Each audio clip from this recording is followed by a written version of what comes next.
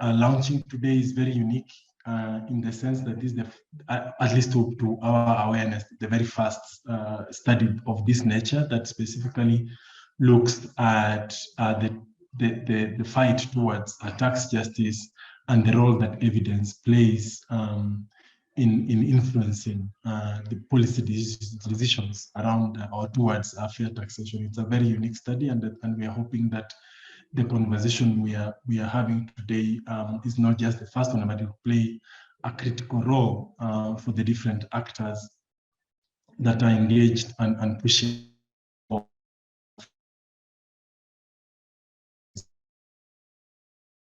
about the amount of knowledge that this study. I think there are 3 or 4 things in the introduction that I would like to underscore. The first is really that it's absolutely important to really delve deeper to understanding the dynamics that influence policy, not only just in the tax area, but more specifically in the tax arena. And for the tax arena, it's even more important the contestations around taxation. Tax is not just a technical issue, but it's a political issue. Any decisions that are made on taxation have winners and losers. Decisions that government make on tax policy have direct bearing on different actors in this space, and therefore understanding what the role that evidence plays is critical. Secondly, I think for advocates, for us who see ourselves as change makers, as community change makers, it's really important to delve deeper into the correlation between the use of research evidence to inform policy making and other underlying factors such as issues around credibility, around the political momentum, around the political will, and the other issues that I think are critical in terms of influencing policy in the research arena. Lastly, I think, of course, there will be no one bullet solutions. Each country is different. We looked at cases from a variety of regions, and we've got 4 main case studies here at TC, the Tunisian Observatory of the Economy, where we looked at investment codes. We looked at civil society legislative, CISLAC for short, and we looked at the taxation of the informal sector. We looked at CTPD, the taxation of the tobacco industry, and we looked at CRT in Uganda double tax agreements. And these cases are very interesting because, for example, the TUI one teaches us about how is research evidence used in a context where, for example, a decade ago, civil society organizations were not as involved or were not allowed to be as involved in the policy-making process. So what does it look like when more CSOs are able to partake in the policy-making process, decision-making itself? And then when we look at CISLAC, it's interesting because, of course, the taxation of the informal sector is a very contentious topic. You know, is it fair to tax the informal economy, and what does that look like? And when we look at the CTPD one, it is particularly interesting because how do we weigh the health implications of the tobacco industry when we think about taxation and incentivizing against the use of tobacco to preserve health benefits? And at the same time, how do we think about tobacco as a way to generate revenue when it's a critical part of the economy itself? And of course, with CRT in Uganda, the double tax agreements, it shows us it's about how do we engage with other countries and what does synergies and harmonizing of tax policy, not just at a national scale, but on an international forum look like, and how can that be more fair? So these were selected from TJNA's a base of membership, and we came to these 4 case studies. But critical was that these civil society organizations themselves had to be able to say that they claim that it was clear for us is that the three common threads between all the case studies was that the quality of research evidence was not the constraint. So you find a lot of studies say that maybe it's because the CSOs themselves are not producing good research, but that's not what we found. You know, we didn't find that necessarily that it was the research outputs itself, but in fact, it was the non-technical constraints, which I'll be going through shortly, that were the challenge. It wasn't about the production of the research, but it's the political factors. It is the, you know, access to the information factor. It's about capacity. It's about, you know, the political climate, international factors, and so forth. And the access to relationships with policymakers was very important, because this is not true for all CSOs on the African continent. The scope of organizations that we looked at all had, to varying degrees, access to policymakers. Because remember, some CSOs don't necessarily have access to policymaking processes themselves. In some countries, they're more transparent, participatory processes.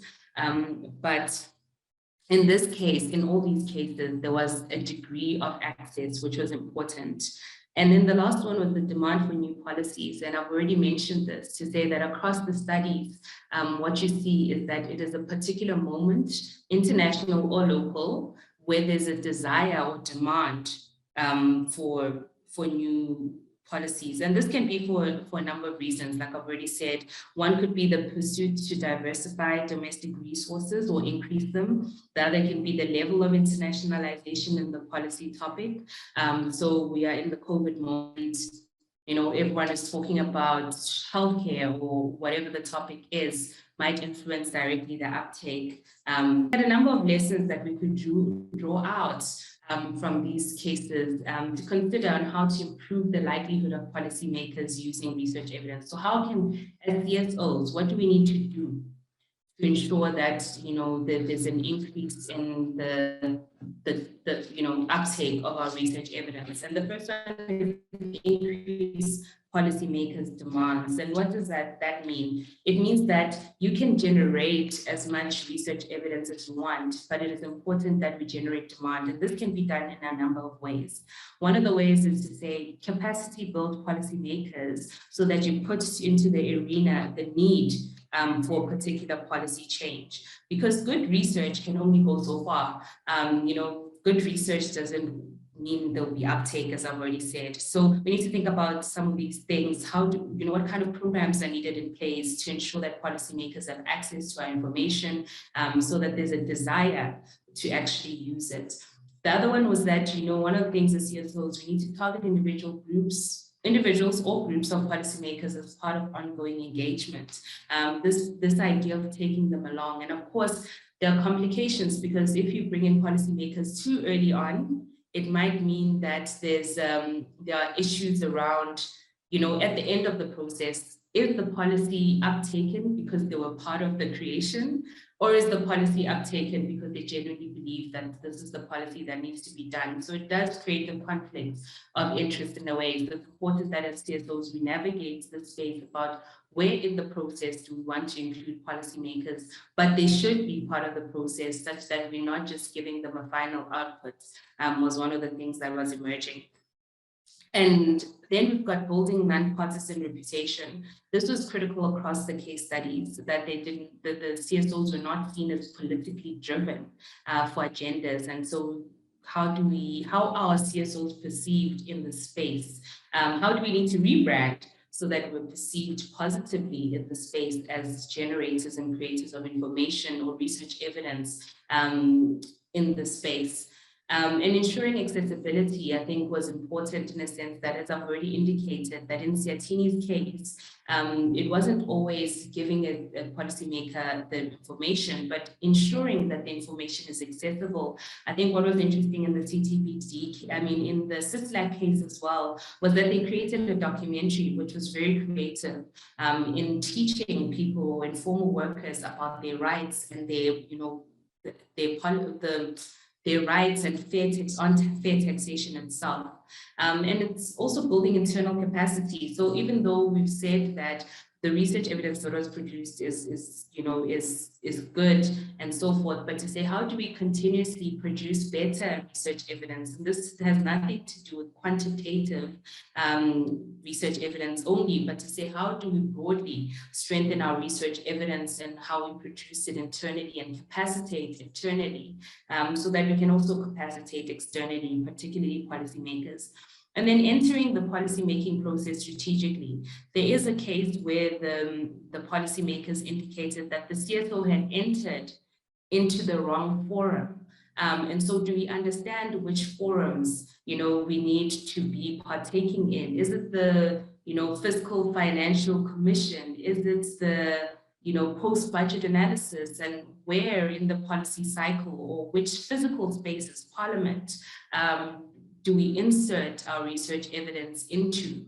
Because of course, if you insert the research evidence into the wrong space, then it's likely not going to be uptaken because it's not the profile of that particular avenue. We also had some recommendations for funders, and these are based on, some of the questions we began asking as we were writing this report, but also other papers that had written about funders and research evidence in itself. And so this is a compilation of both.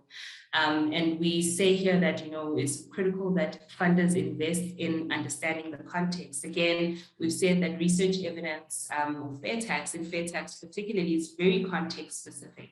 So how do funders understand and better support the work that we're doing at a local level, the political complexities, the contextual complexities, so that they support our work better. And in terms of involving CSOs in the co-creation of funding programs and modalities from the outset. So this was with the idea that, as I've already indicated, you might generate a report in 2012, but it might take 6 years actually for that report to make itself into the policy making process, because timing is important. And so how do we understand funding, or the flexibility of funding while a project or research evidence is being generated, and what is happening in that political or local context? How do we support the work in the future? How do we assess the success of the project in the event that, let's say, the research evidence doesn't make it directly into the policy-making process? We spoke about funding internal capacity. Of course, it's an ongoing issue across the board. It's not just about programs and the advocacy component, but it's about the people within those organizations, grappling with research evidence, producing better research evidence. How do we support that? And some of the ideas that came about was, how do we connect different CSOs on the continent, or funders? How do they connect different CSOs, universities, to the CSO to enhance their research evidence itself? And of course, I've already covered reconsidering funding timelines, funding non-traditional advocacy. As seen in the Siatini case, the website was a very critical component. So how do we have, better websites? How do we have non-traditional media, documentaries, creative ways of doing advocacy funded? How do we get those funded as part of the use of research evidence process, or increasing the uptake? And assessing the visibility and positionality. This is important because what is also emerging and important is that governments or policymakers have perceptions about organizations based on who their funders are. And so sometimes, in some cases, it might actually work against the CSO that has produced the research evidence to have a certain funder being on the front line and hyper visible, in their work. And so how do funders understand their positionality in terms of output? How visible are they in your research evidence itself? Are they on the front page as a logo and so forth? And so that's one thing that we thought is important, because the politics of it might mean the research evidence isn't used because there's a bias against the funder themselves. And so, the uptake requires that funders themselves are hyper aware of this, but also CSOs themselves. And of course, creating an ecosystem of research production and access. So increasing uptake also means strengthened relationships between institutions. In the Nigeria case, it's evident that policymakers are biased towards certain institutions. How do we remove the bias in a way? How do we cross-share research evidence? How do funders facilitate, rather, the cross-sharing of information? And I've already mentioned this one across CSOs themselves.